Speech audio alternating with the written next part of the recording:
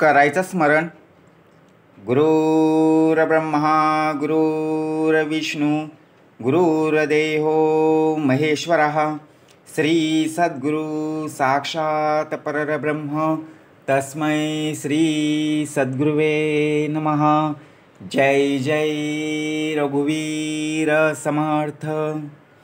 जय जय रघुवीर समर्थ.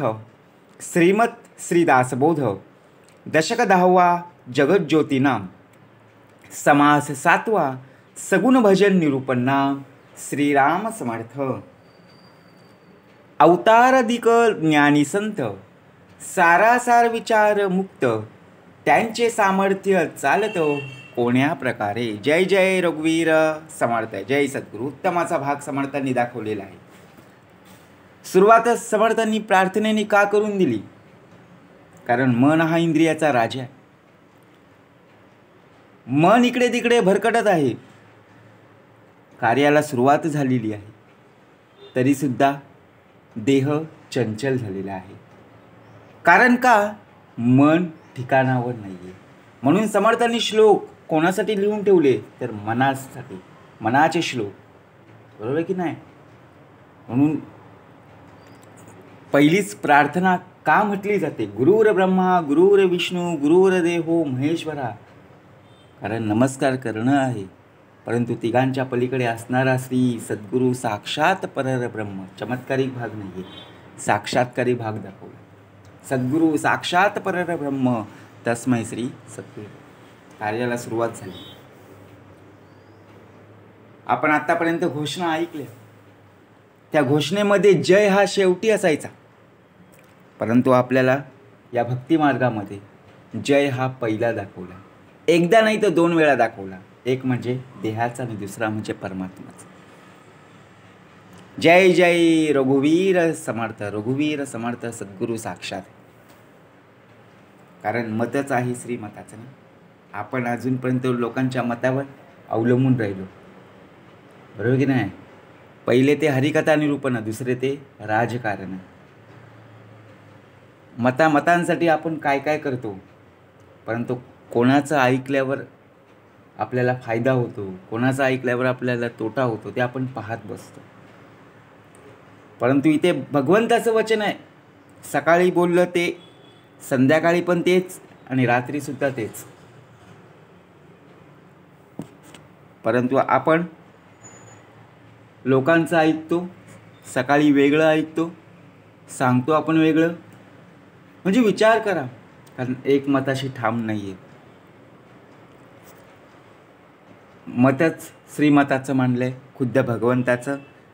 ते ऐकण्यासाठी, ते बोध संपूर्णपणे श्रवण करण्यासाठी, या बोधातून हा संपूर्णपणे देह घडला पाहिजे. म्हणून हा दास घडावा, म्हणून दासबोध. दशक 10वा जगज्योती नाम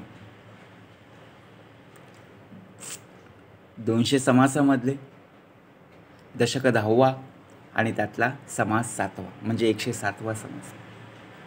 सगुण भजन निरूपण. सगुण गुण आणि अवगुण, चांगले गुण वाईट गुण आणि भजन. बघा उत्तमाचा भाग दिलेला आहे. श्रवण कीर्तन, ज्या प्रकारे नवविधा भक्ती, श्रवण कीर्तन विष्णुस्मरण पादसेवन अर्चन वंदन दास्य सख्य आणि आत्मनिवेदन, भाग उत्तमाचा दिलेला आहे. या समासामध्ये सगुण भजनाची महत्त्व काय, सगुण भजनाचं कार्य काय, या देहावर पडणारा प्रभाव बघा प्रत्यक्षपणे. जर श्रवण केलं तरच आपल्याला त्याचा उलगडा, त्याचं महत्त्व, त्याचं काय कार्य आहे ते समजणार. म्हणून करायचं श्रवण. श्रीराम समर्थ. अवताराधिक ज्ञानी संत सारासार विचारे मुक्त त्यांचे सामर्थ्य चालत कोण्या प्रकारे. समर्थ म्हणाले, युगानुयुगे एकलाची एक चालवितो तिन्ही लोक. अवताराधिक ज्ञानी संत सारासार विचारे मुक्त म्हणजे काय? आपण एखादं कार्य करत असताना त्या कार्याची सुरुवात आपण श्री गणेशाने केली तर त्याचा शेवटसुद्धा श्री गणेशानेच व्हायला हवा. विश्वास कोणावर आपण ठेवलेला आहे तर प्रत्यक्षपणे देवावर, परमेश्वरावर ठेवलेला आहे. कारण हा देह जे कार्य करत आहे त्या कार्याला सामर्थ्य प्राप्त होऊ दे. म्हणजेच काय, आपण एखादं काम केलं ते कार्य आपण फुकट करतो का हो? काहीतरी मिळेल, काहीतरी त्याचं फळ मला प्राप्त होईल यासाठी आपण काय करत असतो, ते कष्ट करत असतो, मेहनत करत असतो. आता श्रवण केल्याचे फळ क्रिया पालटे तात्काळ. श्रवण जर आता केलं, फळ सुद्धा तुला आताच प्राप्त होणार आहे. बरोबर की नाही? कारण युगानुयुगी एकलाची एक चालवितो तिन्ही लोक. ही संतांची भूमी आहे. या संतांच्या भूमीमध्ये आपला जन्म प्राप्त झालेला आहे. एक प्रत्यक्ष पाहता महद्भाग्य आहे ना. आणि या संतांच्या भूमीमध्ये आपला जन्म प्राप्त झाला असून दुसरं परमभाग्य म्हणजे आपण त्याच्या चरणाशी ज्या भक्तिमार्गात आहोत ते सुख आपल्याला प्राप्त झालेलं आहे. हे सामर्थ्य आहे ना. सामर्थ्य आहे चळवळीचे, जो जो करील त्याचे, परंतु येथे भगवंताचे अधिष्ठान पाहिजे. जो जो कार्य करणार आहे त्यालाच फळप्राप्ती होणार आहे. आता आपण बाजारात जातो, मार्केटला जातो, अनेक प्रकारची दुकानं पाहायला मिळतात की नाही. भाग कसा दिलेला आहे बघा. आता आपल्याला भूक लागलेली आहे. भूक लागली असताना आपल्याला काय हवं काय नको ते आपण विचार करत असतो. जे आपल्याला आवडतं त्याच दुकानामध्ये आपण जातो ना. जे आपल्याला आवडत नाही त्या दुकानात जाऊ का? नाहीये. म्हणजे जर खिशामध्ये पैसे असतील तर तेवढ्या रुपयाची आपण ती वस्तू, ते पदार्थ आपण खरेदी करतो. आपल्याकडे पैसे कमी आहेत आणि जास्त जर आपण खात असू, एखाद्या हॉटेलमध्ये गेलो, आपल्याकडे 1000 रुपये आहेत आणि बिल झालं 1500 रुपयाचं, चालेल का? विचार करा. म्हणून भाग दिलेला आहे. त्यांचे सामर्थ्य चालतं कोण्या प्रकारे? मग कोण चालवतं? आपल्याला चालवणारा कोण आहे? आपल्याला विचार करण्याची जी पद्धत आहे. सकाळी देव बघा प्रत्यक्षपणे आपला देह ज्या अंथरुणावरून उठत असतो झोपेतून, त्यावेळी प्रत्यक्षपणे त्या अंथरुणाला नमस्कार करता यायला हवा. कारण या संतांच्या भूमीमध्ये आपल्याला ज्या प्रकारे नरदेह प्राप्त झालेला आहे, हे आयुष्य खूप सुंदर आहे. पुनरपी संसार येणे नाहीये. मग याच जन्मी आपल्याला या देहाचं सार्थक कसं करता येईल, कसं आयुष्य आपल्याला सुंदर बनवता येईल, ज्याच्या वंशी जावे तेव्हा त्याला कळेल. हे श्रोतेयांची आशंका पाहत प्रश्न केला निका, सावध होऊ नाही का म्हणे वक्ता. श्रोत्यांची प्रश्न आहेत, त्यांचे प्रश्न नीट ऐकले पाहिजेत. मग आपल्याला एखादा संकट, प्रसंग, अडचण उभी राहिली, उद्भवली, मग ती सोडवतो कोण? मनामध्ये प्रश्न उभा राहिला.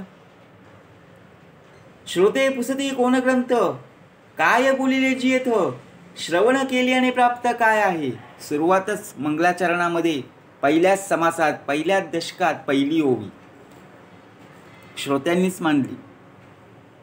श्रोते पुसती कोण ग्रंथ, काय पुसलं, काय विचारलं, काय बोलिले जी येथ, काय बोललं गेलेलं आहे. श्रवण केली आणि प्राप्त काय आहे. या ग्रंथामध्ये असं काय लिहून ठेवलेलं आहे. त्याचा उलगडा आम्हाला करून द्या. मग तोच भाग समर्थांनी इथे दिलेला आहे. हे श्रोत्यांची आशंका. कुठली शंका आहे? पाहात प्रश्न केला निका, सावध होऊन ऐका म्हणे वक्ता. वक्ता बघा, प्रत्यक्षपणे ईश्वर परमेश्वर आपल्याला सांगत आहे, सावध होऊन ऐकलं गेलं पाहिजे. आपण या कानाने ऐकतो, त्या कानाने सोडून देतो. ऐकल्याविन कळले, शिकल्याविन शहाणपण आले, ऐसे देखील न ऐकले भूमंडळी. अशी विचारसरणी आपल्याकडे नको. आपल्याला जे प्रत्यक्षपणे जे श्रवण प्राप्त झालेलं आहे, त्या श्रवणाचं मनन आणि मननाचं निजध्यास कसं प्राप्त होईल हे कळलं पाहिजे. ज्ञानी मुक्त होऊन गेले, मागे त्यांचे सामर्थ्य चाले, परंतु ते नाही आले वासना धरुनी. ज्ञानी लोक मुक्त होतात, पण त्यांच्या मागेही त्यांचा सामर्थ्याचा अनुभव येतो, पण म्हणून ते वासना धरून परत आलेले नसतात. आता विचार, आता ज्ञानी कोण, अज्ञानी कोण? तुम्ही सर्व ज्ञानी मंडळी आहेत, तुम्हा सर्वांना नमस्कार. परंतु या देहाच्या अंतरी सर्व अज्ञान पसरलेलं आहे. भ्रम, भ्रांती आणि कल्पना या वृत्तीमध्ये हा संपूर्ण देह भरकटलेला आहे. आता अज्ञान, समर्थ म्हणाले, आपण वाचतो, लोकांचं ऐकतो, आपण काय बोलतो, मला सर्व ज्ञात आहे. परंतु ज्ञात असूनही आपल्याकडचा जो अज्ञान आहे तो बाहेर काढणारा प्रत्यक्ष सद्गुरू आहे. अज्ञान मूलहरणम जन्म कर्म निवारणम ज्ञान वैराग्य सिद्धर्थे श्री सद्गुरू पादो दकंपी. आपण अजून अंधाराला घाबरतो, मग शेवटी अज्ञान आहे की नाही? एखादं झाड, झाडाची पानं बघा, जरी वारा नसेल तरी सुद्धा हलताना दिसली तरी आपल्या मनामध्ये भीती. मग अज्ञान पसरलं की नाही? कोण असेल, काय असेल, या वृत्तीमध्ये, या कल्पनेमध्ये संपूर्णपणे देह भरकटलेला आहे. भ्रम, भ्रांती, अज्ञान हे सर्व मोडे. दिलाय ना मनाचे श्लोक, कशी शिकवण प्राप्त करून दिलेली. ज्ञानी मुक्त होऊन गेले. आता विचार, ही संतांची भूमी, सर्व संतांना नमस्कार करता यायला हवं, परंतु त्यांच्या शिकवणीनुसार जे आपल्याला संस्कार प्राप्त झालेले आहेत त्याच वृत्तीनुसार आपल्याला चालला यायला हवं. परंतु ते नाही आले वासना धरून. आपण या प्रत्यक्ष पुणे या पृथ्वी तलावर जन्म घेतलेला आहे. आपल्या इच्छा, आशंका, मागणी जे काय असेल ते आत्ताच ना, काय करा ते आत्ता करा, जाते घडी आपली साथ. आपली जी इच्छा आहे, आपली जी मागणी आहे, ती जर आत्ता पूर्ण झाली नाही तर कधी आपली पूर्ण होणार? विचार करा. ज्याला आत्ता लाडू खायची इच्छा आहे, गुलाबजाम खायची इच्छा आहे, परंतु त्याला पुरवठा झालेला नाहीये, त्याला ती वस्तू, ते पदार्थ प्राप्त झालेले नाहीये, आणि ज्यावेळी ती व्यक्ती जग सोडून निघून गेली आणि त्या फोटोवर बघा, फोटोजवळ लाडू आणि गुलाबजाम ठेवले, तर त्याची इच्छा पूर्ण होईल का? अज्ञान. विचार करा, हे बाहेर काढायचं.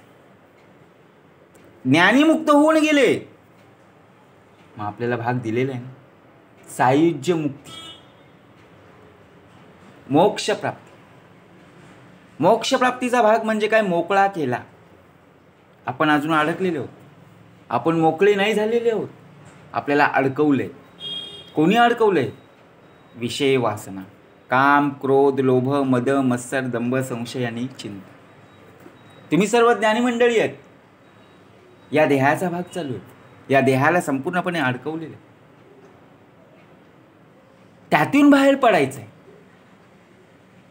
मग काढणारा कोण? विश्वास ठेवता यायला. लोकांस होतो चमत्कार, लोक मानिती साचार, परंतु याचा विचार पाहिला पाहिजे. लोकांना त्यांच्या सामर्थ्याचा प्रत्यय येतो म्हणून मोठा चमत्कार वाटतो. लोकांना साक्षात्कार ऐवजी चमत्कार जिथे जिथे होतो तिथे लोक विश्वास ठेवतात. आता विचार करा. जत्रा असते, आपल्या गावामध्ये यात्रा असते, बाजार भरलेला असतो. तिथे जादूचे खेळ येतात बघा. मातीमधून पैसे, मातीमधून पेढा निघाला. आपण काय करतो? अरे, डोळ्यासमोर माझ्याकडे मातीसमोर पैसे आले, पेढे झाले. असं कसं काय? मग आपला विश्वास कशावर आहे? ते चमत्कार. बरोबर की नाही? पण ते खरं आहे का हो? नाहीये. भ्रम, भ्रांती, अज्ञान, कल्पना. ज्या प्रकारे डोळ्याची पापणी मिटावी आणि त्याच प्रकारे खेळ आहे, खेळता आला पाहिजे. लोकांचं होते चमत्कार. आपल्याला चमत्कार नको, तर साक्षात्कार हवा. लोक मानिती साचार, परंतु याचा विचार पाहिला पाहिजे. आपला देह संपूर्णपणे या विचारामध्ये अडकलेला आहे. काय खरं काय खोटं त्या गोष्टीचा विचार करणं आवश्यक. जित असता नेनो किती, जनामध्ये चमत्कार होती. जित असता नेनो किती. जिवंत असताना लोकांमध्ये अनेक चमत्कार घडून आले. आयसीआची सध्या प्रचिती रोकडी पाहावी. रोकडा साक्षात्काराचा अनुभव प्रत्यक्षपणे.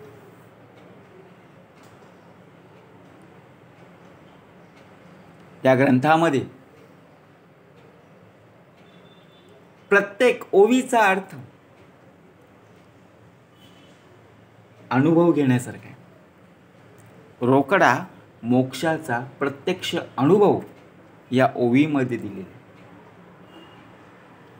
तो तरी आपण नाही गेला, लोकी प्रत्यक्ष देखिला, ऐसा चमत्कार झाला, यास काय म्हणावे. तो तरी आपण नाही गेला. आपण कुठेही जात नाही ना. लोकांच्या घरी जातो का? काही काम असेल तरच जातो. दुसऱ्या ठिकाणी जर आपण त्यांना पाहिलेलं असतं. आता विचार कर. आपण आपल्या शेजारी पाजारी असणारे लोकांकडे कामानिमित्त जात असतो. जर खरंच काम नसेल तर आपण जाऊ का हो? नाही ना. पण आपल्याला जायची इच्छा आहे. बघा भाग कसा दिलेला आहे. आपल्याला जायची इच्छा आहे, पण काहीतरी निमित्त हवं तरच आपण जाऊ. परंतु आपल्याला समोरून कोणीतरी फोन करत आहे त्यांच्याच घरातून की काही कामानिमित्त तुम्ही आमच्याकडे या. मग आपण विचार करतो, अरे माझी इच्छा होती की त्यांच्या घरी जावं, परंतु त्यांनी स्वतःहून मला बोलवलं. म्हणजे इच्छा होती, मागणी पूर्ण झालेली. बरोबर की नाही? भाग कसा आहे समजून घेतला पाहिजे. आपल्या इच्छा आशंका अपुऱ्या राहतात. जे काय करायचं ते आपण करत नाही, परंतु दुसऱ्यांच्या आयुष्यामध्ये ढवळाढवळ आपण जास्त करत असतो.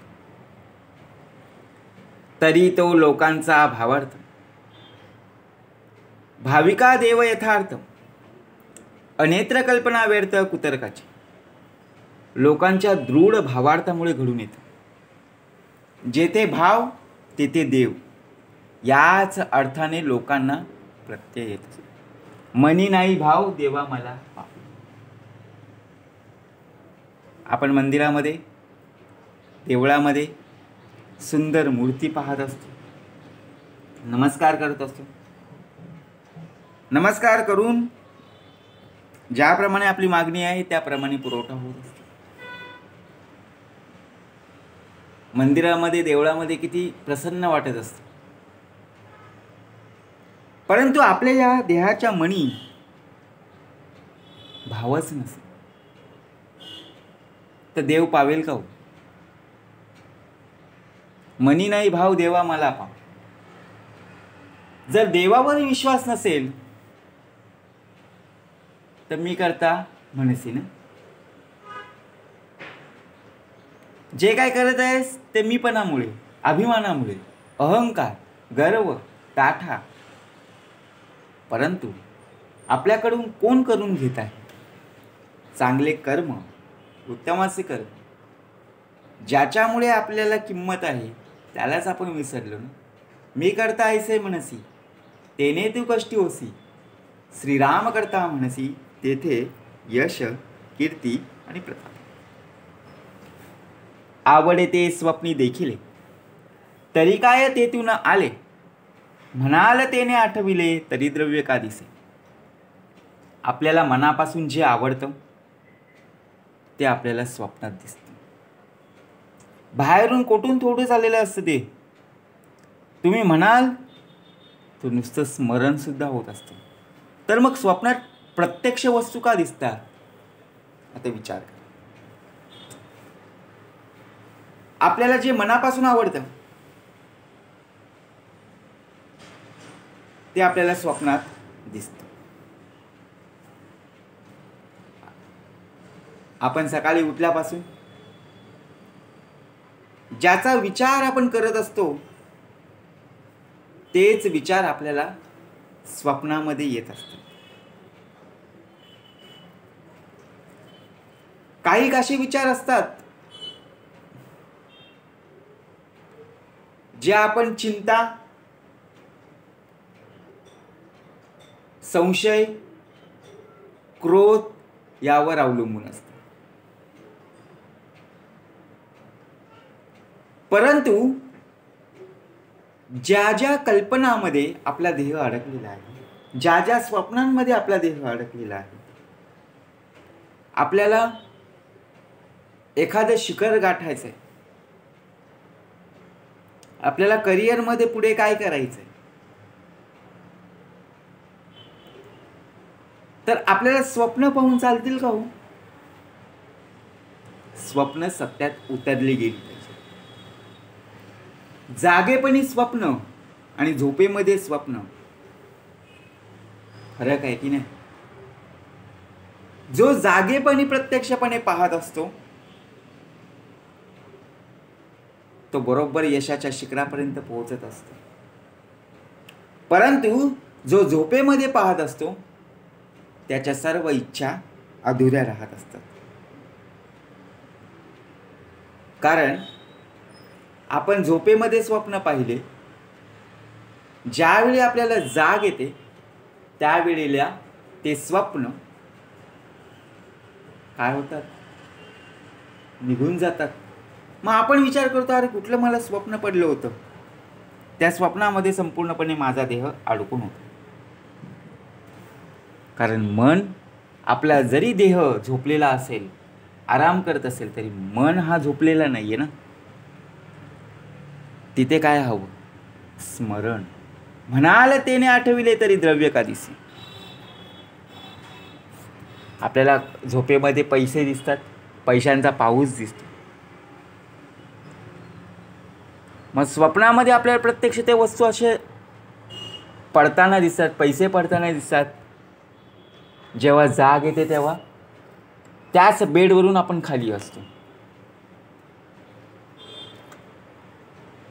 एवम आपली कल्पना स्वप्नी येती पदार्थ नाना, परी ते पदार्थ चालती ना अथवा ठाऊक नाही. आपल्या कल्पनेमुळेच स्वप्नात अनेक पदार्थ नाना तऱ्हेच्या कल्पना आपल्याला येत असतात, पण ते पदार्थ व्यवहारात उपयोगी पडत नाही ना. स्मरण झाले म्हणून ते दिसतात. आता विचार, आपल्याला स्वप्नामध्ये ज्यावेळी आपल्याला झोप लागते, झोपेमध्ये स्वप्न पडतं आणि त्याच स्वप्नामध्ये आपल्याला लाडूचा ताट, पेड्याने भरलेला ताट आपल्या समोर आणून दिलाय. आपण खात आहोत, परंतु ज्यावेळी जाग येते ना बघा, त्यामध्ये झोपेमध्ये स्वप्न पडलेलं आहे आणि तो ताट कोणीतरी हिसकावून नेत आहे. ज्यावेळी कोणीतरी हिसकावतो ना त्यावेळी आपल्याला जाग येते, त्यावेळी आपले डोळे आपोआप उघडतात आणि नंतर आपण विचार करतो, मला कुठलं तरी स्वप्न पडलं होतं, माझं ताट कोणीतरी नेलंय. या भ्रमामध्ये, या भ्रांतीमध्ये, या कल्पनेमध्ये संपूर्णपणे देह अडकलेला आहे. म्हणून अज्ञान आणि ज्ञान यातला फरक समर्थांनी दाखवला. येथे तुटली आशंका, ज्ञात्यास जन्म कल्पू नका, उमजेना तरी विवेका बरे पहा. कुठली आशंका आहे बघा, शंकेचं निरसन झालं,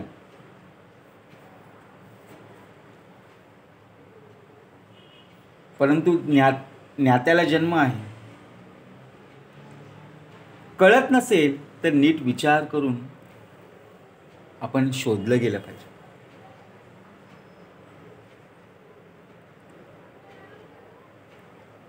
आपण शंकेचं निरसन करायला जातो, आपल्या मनामध्ये शंका तयार होत असते, परंतु ती गोष्ट आपल्याला कळल्यावर ते आपण त्या गोष्टीचा विचार करत. या कारणे पुण्यमार्ग चालावे, भजन देवाचे वाढवावे, न्याय सांडून न जावे, अन्याय मागे. कसा भाग दिलेला आहे. ज्ञानी मुक्त झालेले असतात, तरी पण त्यांच्या सामर्थ्याचा आपोआप प्रत्यय आपल्याला येत असतो आणि त्यांनी पुण्यमार्गाचं आचरण केलेलं असतं. भाग दिलेला आहे ना. माणसानं नेहमी पुण्यमार्गाचंच आचरण करावं, पुण्याच्या रस्त्यानेच चालावं. जिथे आपली शिल्लक वाढेल तिथे आपण गेलो पाहिजे. ज्या प्रकारे देवाचं भजन आपल्याकडून, देवाचं कीर्तन, देवाची उपासना, देवाची भक्ती आपल्याकडून कशी वाढेल हे पाहिलं पाहिजे. अन्याय मार्गाने कधीही जायचं नाहीये.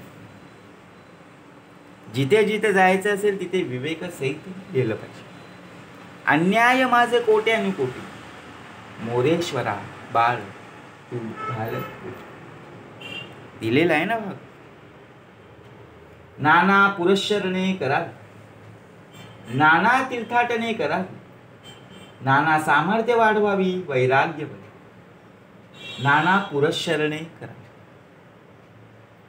नाना तीर्थक्षेत्रे हिंडून देवदर्शन करा, नाना प्रकारचे सामर्थ्य संपादन करा. आता आपल्या घराच्या बाजूला मंदिर आहे, देऊळ आहे. त्या देवळामध्ये आपण कधी नमस्कार केला नाही, बाजूला असलेल्या मंदिरामध्ये आपण कधी गेलो नाहीये.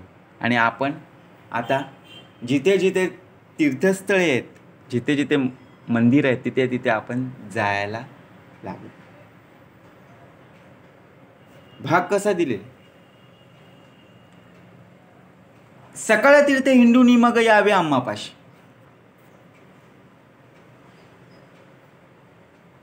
का भाग दिलेला आहे. नाना पुरश्चरणे करा. तीर्थस्थळे का सामर्थ्य, कारण सर्व संतांची भूमी, त्यामुळे आपल्याला सामर्थ्य प्राप्त होत असतं. आपल्या अंतरीसुद्धा अंतरीचा अंतरात्मा. बरोबर की नाही. निश्चय बैसे वस्तूकडे, तरी ज्ञानमार्गे ही सामर्थ्य चढे. कोणी एकांत मोडे, ऐसे न करावे. आपण मनामध्ये निश्चय करत असतो. निश्चय दृढ झालं की अंगी सामर्थ्य वाढतं. आता एखादं आपल्याला कोणी काम दिलं, ते जर काम आपल्याला चांगल्या रीतीने कोणी समजावलं, त्याचा आपण अभ्यास केला आणि अभ्यास करून आपल्याला अनुभव आला, तर नक्कीच आपल्याला त्या अनुभवामुळे ते काम लवकर आपण करू शकतो. पण सामर्थ्याच्या मागे लागून ज्ञानप्राप्तीसाठी आवश्यक असलेला एकांत मात्र भंगू देऊ नये. सामर्थ्य आहे चळवळीचे, जो जो करील ते यायचे, मगाशी सुद्धा भाग झालेला आहे. सामर्थ्य संपूर्णपणे या पृथ्वी तलावर, संपूर्ण जगामध्ये सामर्थ्य आहेच, कारण विश्वाचा मालक आहे. जो जो करील ते याचे, जो जो भक्ती करेल त्याला नक्कीच सामर्थ्य प्राप्त होणारच. एक गुरु एक देव, कोठेतरी असावा भाव, भावार्थ नसता व्हावं सर्व काही. एक गुरु आणि एक देव. आता गुरु आणि देव, गुरु पाहता पाहता लक्ष कोटी, देव मात्र एकच आहे, परमेश्वर मात्र एकच आहे. आपण एखादा क्षेत्र निवडतो, त्या क्षेत्रामध्ये आपल्याला गुरु पाहायला मिळतात, परंतु सद्गुरू मात्र एकच आहे. बरोबर की नाही. एखादा कलाक्षेत्र असेल, त्यामध्ये सुद्धा गुरु पाहायला मिळतात, परंतु सद्गुरू मात्र एकच. एक गुरु किंवा एक देव, यापैकी कुठेतरी एकनिष्ठपणा आपला जो भाव आहे, जयाचा भावार्थ जैसा, तयास लाभ तैसा, मत्सर धरी जो पुसा तयास त्याची प्राप्त. असा एकनिष्ठ भाव नसेल तर काहीच व्यर्थ आहे ना, काहीच व्यर्थ. बघा, सर्व काही व्यर्थ आहे. देवाची उपासना, देवाची भक्ती जर आपण करत नसू, देवाची ओळख, देवाची जाणीव, देवावर असलेला विश्वास जर आपल्याकडे नसेल, ते शेवटी जमा नावे शून्याकार. निर्गुणी ज्ञान झाले म्हणून सगुण अलक्ष्य केले, तरी ते ज्ञाते नागवले दोहीकडे. निर्गुणाचं ज्ञान झाल्यावर जर सगुणाकडे दुर्लक्ष केले, आता सगुण आणि निर्गुण तर ज्ञाते दोन्हीकडून नागवले जातात. सगुण आणि निर्गुण, चांगले ज्ञान आणि वाईट ज्ञान. जर चांगल्या ज्ञानाचा आपण अभ्यास करत असू, चांगल्या ज्ञानाची माहिती आपल्याकडे असेल, तर वाईट ज्ञान आपल्याकडे येत नाही. परंतु वाईट ज्ञानाकडे जर आपला देह जात असेल, बरोबर चांगल्या ज्ञानाची शिल्लकसुद्धा गमावून बसतो. नाही भक्ती नाही ज्ञान, म्हणून बघा प्रत्यक्ष पैसावाला अभिमान, म्हणून या जप ज्ञान सांडूच नाही. आपण देवाची भक्तीसुद्धा करत नाही, त्यामुळे आपल्याला ज्ञान प्राप्त होत नाही. मधल्यामध्ये आपल्याला अभिमान येत असतो, भरपूर वाढत असतो. म्हणून सगुणाचं जप ध्यान करता यायला पाहिजे, ते सोडायचं नाही. काय सांगितलं भाग, जप का करावा. जर परमेश्वराचं स्मरण, परमेश्वराची भक्ती, परमेश्वराची उपासना जर आपल्याकडून होत असेल, तर नक्कीच आपल्याला सामर्थ्य प्राप्त होणार आहे. परंतु नाही भक्तीत नाही ज्ञान, नाही आपण भक्ती करत, त्यामुळे आपल्याला ज्ञान प्राप्त होत नाही. आपल्या अंगी अभिमान, गर्व, ताठा या वृत्तीमध्ये आपला देह अडकलेला आहे. म्हणून या सगुण भजनासी का सांगितले, जप ध्यान सांडूच नाही. अखंड नामस्मरण आणि त्या नामस्मरणामध्ये आपला देह असलाच पाहिजे. त्यामध्ये खंड पडता कामा नये. सांडील सगुण भजनासी तरी तो ज्ञाता परी अपेसी. म्हणून या सगुण भजनासी सांडूच नाही. जो कोणी सगुण भजनाचा त्याग करतो, चांगल्या विचारांचा, चांगल्या गुणांचा, चांगल्या बघा श्रवण कीर्तन मन विष्णुस्मरण पादसेवन अर्चन वंदन दास्य सख्य आणि आत्मनिवेदन या नवविधा भक्ती ज्ञानाचा जर तो त्याग करत असेल तर प्रत्यक्ष तो अपयशच ठरणार. आपल्याकडे सर्व प्रकारची पुस्तकं आहेत. आपण शालेय ज्ञान घेत आहोत, शालेय शिक्षण करत आहोत आणि त्या शालेय शिक्षणामध्ये आपल्याला सर्व प्रकारची पुस्तकं आणलेली आहेत. जर त्या पुस्तकांमधील जे धडा आहे, जो पाठ आहे, जी कविता आहे, त्यांचं आपण बघा प्रत्यक्षपणे महत्त्व जाणून घेतले नाही. जी प्रश्नोत्तरे आहेत ती आपल्याला समजली गेली नाही, त्याचा आपण संपूर्णपणे सराव केलेला नाही, अभ्यास केला नसेल तर आपल्याला चांगल्या प्रकारे यश प्राप्त होईल का? नाही ना. म्हणून भाग दिलेला आहे. सांडील सगुण भजनासी तरी तो ज्ञाता परी अपेसी. म्हणून या सगुण भजनासी सांडूच नाही. निष्काम बुद्धीची या भजना त्रैलोकी नाही तुळना. समर्थे विन घडेना निष्काम भजना. निष्काम बुद्धीने केलेल्या भजनाची त्रैलोक्यात कशाशीही तुलना होऊ शकत नाही. बुद्धी देणे भगवंतच, देह सुद्धा भगवंतच, परंतु योग्यतेशिवाय निष्काम भजन घडत नाही. आपण उपासनेला बसलो, देवाची भक्ती करायला बसलो की मोबाईल वाजलाच पाहिजे. त्यावेळी आपल्याला झोप आलीच पाहिजे. परंतु मोबाईल पाहताना झोप येते का? नाही. टी व्ही पाहताना आळस येतो का? नाही. असं का? आपण स्मरणिका घेतली, हातात जपमाळ घेतली की ती खाली पडते, परंतु मोबाईल आपल्या हातून कधी पडला का? नाही ना. म्हणून समर्थ म्हणाले, कामनेने फळ घडे, निष्काम भजने भगवंत जोडे. फळ भगवंता कोणीकडे, मधांतर. चांगल्या भजनाने इच्छित फळाची प्राप्ती होत असते, परंतु निष्काम भजनाने प्रत्यक्ष भगवंताची प्राप्ती होते. शुल्लक फलप्राप्ती आणि साक्षात भगवंताची प्राप्ती खूप भले मोठं अंतर आहे. नाना फळे देवापासी आणि फळ अंतरी भगवंतासी. या कारणे परमेश्वरासी निष्काम भजने भजावे.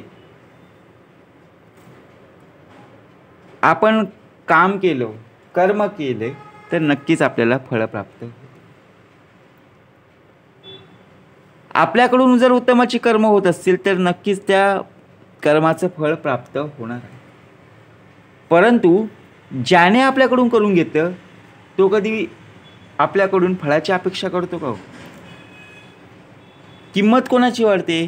तर देहाची वाढत असेल. समोर दिसणारा कोण आहे? तर देहच. वाहवा कोणाची होते? प्रत्यक्षपणे देहाची.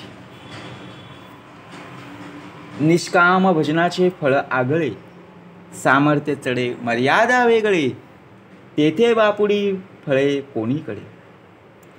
निष्काम भजने फळ अलौकिक, त्याने अंगी अमर्याद सामर्थ्य बनते. त्यापुढे इतर क्षुद्र फलांची किंमत काय?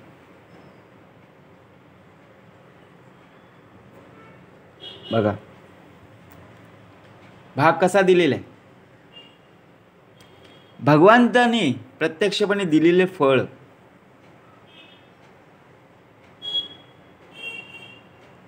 ज्याप्रमाणे आपण देवाची भक्ती करत असतो, ज्यावर आपण संपूर्णपणे विश्वास ठेवत असतो, त्याचं फळ आपल्याला नक्कीच प्राप्त होत असते. भक्ते जे मनी धरावे ते देवे आपणासी करावे. तेथे वेगळे भावावे न लगे कदा. वेगळे पण काय दाखवे. आपण एखाद्या कंपनीमध्ये ऑफिसमध्ये काम करत असतो, त्यामध्ये आपल्याला दिवाळी बोनस, आपल्याला पेमेंट पगार मिळत असतो. परंतु जरी आपल्याला मिळाला असेल तरीसुद्धा भगवंताने दिलेला प्रत्यक्षपणे जो फळ आहे, ती फलप्राप्ती आपण शेवटच्या क्षणापर्यंत जपून ठेवतो. म्हणजेच काय,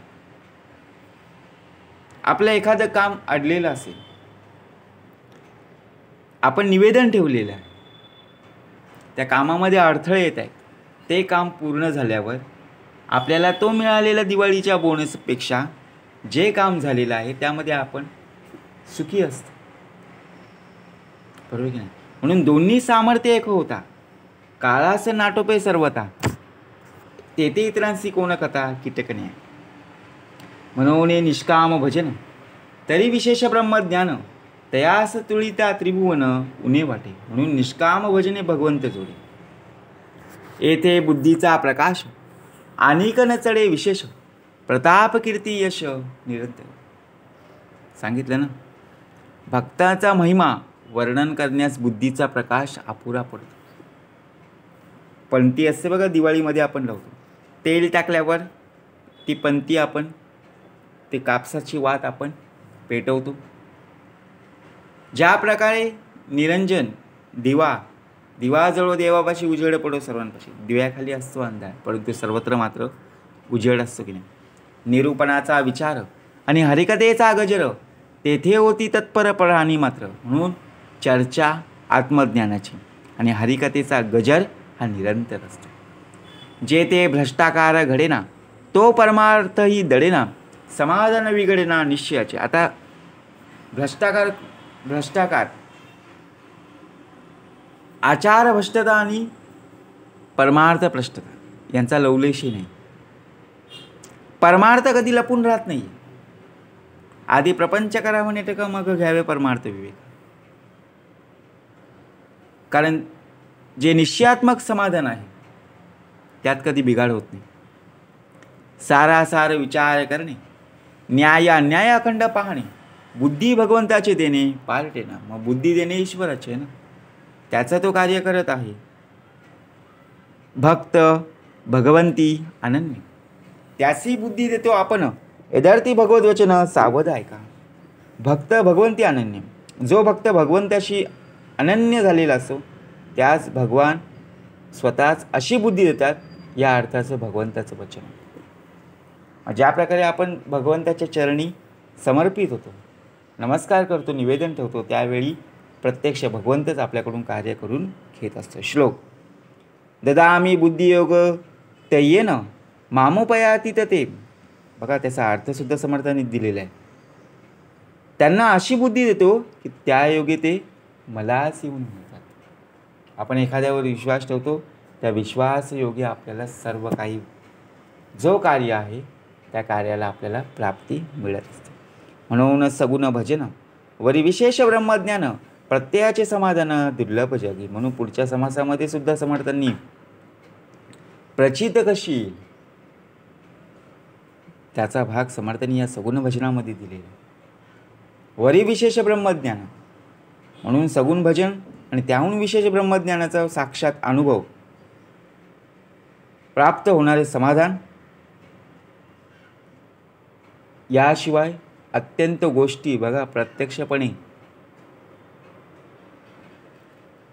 एखादं कार्य करायचं आहे, झाडाचं पान सुद्धा पडायचं आहे, तर त्याच्याच कार्याने